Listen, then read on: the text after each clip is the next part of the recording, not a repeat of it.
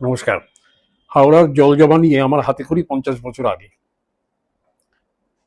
তা আমি দেখেছি, প্রত্যক্ষ করেছি। গত 15 বছর ধরে দেখলাম খিচ মেরে ফটো, খিচ মেরে ফটো। এইচআইটির বই থেকে জানা জানা যায় যে 10 ফুট ঢাল রয়েছে, পূব থেকে পশ্চিমে। প্রায় 295টা পুকুর ছিল, নোটিফাইড পট, সেগুলো ভরাট হয়ে গেছে।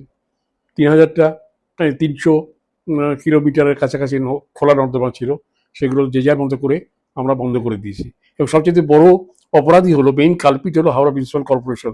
তারা ওই পচা খাল, যেটা উত্তর থেকে দক্ষিণে, সেটাকে পুরোটাই ওখানে তার উপরে কমার্শিয়াল কমপ্লেক্স করেছে এবং ভরাট করে দিয়েছে, পরিষ্কার করার কোনো ব্যবস্থা রাখেনি। কিন্তু তবু এর মধ্যে রামলাল চ্যাটার্জিকে দেখতাম, তিনি নিজে ফতুয়া পরে নিজে কাদা তুলতেন নর্দমা থেকে। এখন জল যাবে কোথা দিয়ে? জলের তো একটা রাস্তা দিতে হবে, সেই রাস্তাগুলোকে আমরা বন্ধ করে দিয়েছি।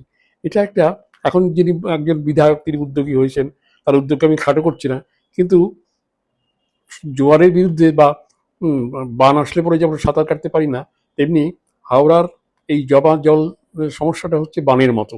এটা কিন্তু 2-3 বছরে ওনার উদ্যোগ প্রশংসনীয়, কিন্তু এটা তো বুঝতে হবে সাঁতারুকে যে যে ফ্রেম, যে টাইম ফ্রেম তিনি বলছেন, সেই টাইম ফ্রেমে সাঁতার কাটতে হলে সাঁতারের একটা নিয়ম মেনে চলতে হয়। সেই নিয়মটা কিন্তু মানতে গেলে এখানে হবে না।